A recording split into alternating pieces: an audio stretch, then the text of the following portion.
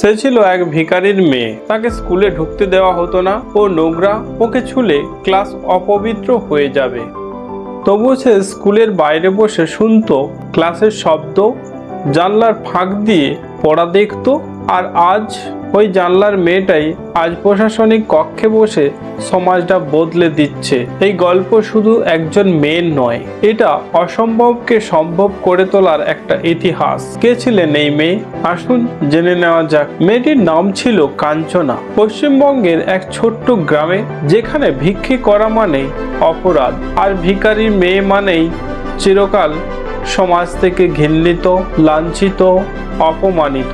মা দুর্গা রেল স্টেশনে ভিক্ষা করতেন, আর কাঞ্চনা দিনের পর দিন স্কুলের বাইরে বসে দেখতো কোন ক্লাসে কখন কি পড়ানো হচ্ছে। ওর কাঁধে ব্যাগ ছিল না, কিন্তু ছিল একটি পুরনো ডায়েরি। সেখানে ও নিজের হাতে নিজেকে বানিয়েছিল স্কুল। শিক্ষক বলতেন ওকে ভর্তি নিলে অন্যান্য ছেলে মেয়েদের মানসিকতা খারাপ হবে। বন্ধুরা বলতো তোর মা ভিখারির দল, তুইও একদিন ভিক্ষে করবি। সে মাঝে মাঝে কাঁদতো, কিন্তু চোখের জল মাটিতে পড়তো না, কারণ তার মা বলতেন ভিক্ষে করে যদি একদিন মানুষের মতো মানুষ হোস তবেই তুই রাজা। একবার এক বৃদ্ধ শিক্ষক দয়া করে একটি বই দিলেন। সেই বই, সেই ছোট্ট সুযোগটাই তার জীবন বদলে দিল।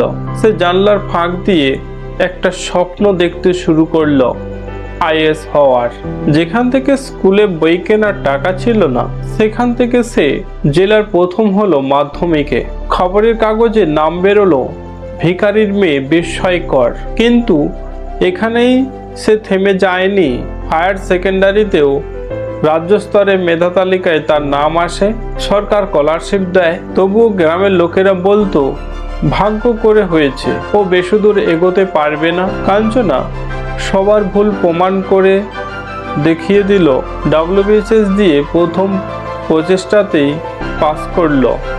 এরপর ইউপিএসসি পরীক্ষায় তৃতীয় চেষ্টায় AIR 47 র্যাঙ্ক করলো। আজ সেই স্কুলে প্রধান অতিথি হিসেবে গিয়েছিল কাঞ্চনা।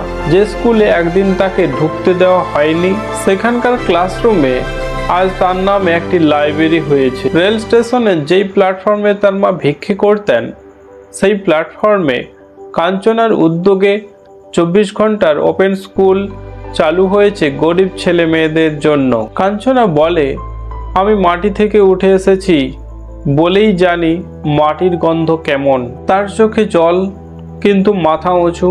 কিন্তু মা আজ আর নেই, কিন্তু মেয়ের প্রতিটি পদক্ষেপে মায়ের প্রতিধ্বনি বাজে। ভিক্ষে করে বাঁচা দোষ নয়, কিন্তু স্বপ্ন না দেখা দোষ। পৃথিবীতে আজও অনেক মেয়ের সামনে দরজা বন্ধ।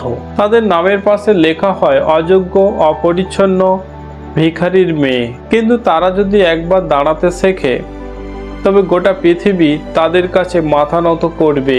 এই গল্প শুধু কাঞ্চনার একার গল্প নয়, এই গল্প প্রত্যেক সেই মেয়ের যে অন্ধকার থেকে আলোতে আসতে চায়, যাকে সমাজ ঠেলে ফেলে দিয়েছে, তবুও সে নিজের ভেতরকার আগুন জ্বালিয়ে রেখেছে।